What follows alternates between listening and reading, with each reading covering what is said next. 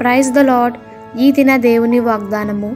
దీర్ఘాయువు చేత అతనిని తృప్తిపరచెదను, నా రక్షణ అతనికి చూపించెదను. కీర్తనల గ్రంథము 91వ కీర్తన 16వ వచనము. 91వ కీర్తన ప్రభు మనకిచ్చిన వాగ్దానములతోనూ ఆశీర్వాదాలతోనూ నిండి ఉన్నది. పెద్ద ముత్యాల హారములో ఎన్నో ముత్యాలు జత చేయబడి ఉన్న ప్రకారము ఈ కీర్తన ద్వారా ఒకటి తరువాత ఒకటి ఆశీర్వాదములను ప్రభు మనకు ఇచ్చి ఉన్నాడు.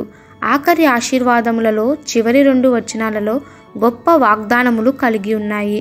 దీర్ఘాయువు చేత తృప్తిపరచెదను, నా రక్షణ చూపించెదను. ఒక చిన్న బిడ్డ భయంకరమైన టైఫాయిడ్ జ్వరముతో పీడించబడుచు మరణమును సమీపించెను.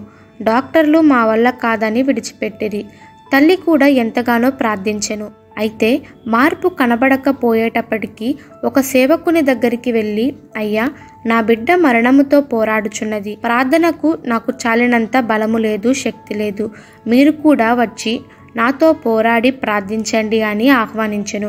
ఆ బిడ్డ మంచమునకు ఇరుప్రక్కల మోకరించి రాత్రంతయు ప్రార్థించిరి. తెల్లవారుజామున మరణదూత బిడ్డను ఆవరించుటకు వచ్చినప్పుడు తల్లి అంగీకరించక పోరాడి ప్రార్థించెను. ప్రభు కనికరించెను.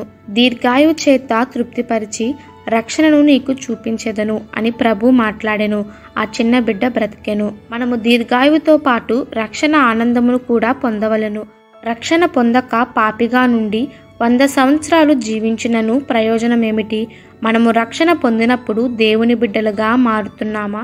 రక్షణ పొందుటకు మొట్టమొదటిగా మనము పాపులమని గ్రహించాలి. మన పాపముల గురించి పశ్చాత్తాపపడి పాపులమని ఒప్పుకోవాలి.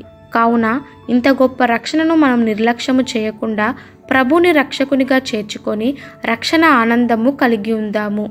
ఈ దిన దేవుని వాగ్దానము మనందరి జీవితంలో నెరవేరులాగున ప్రభు కృప మనకి తోడై ఉండునుగాక. ఆమెన్. God bless you.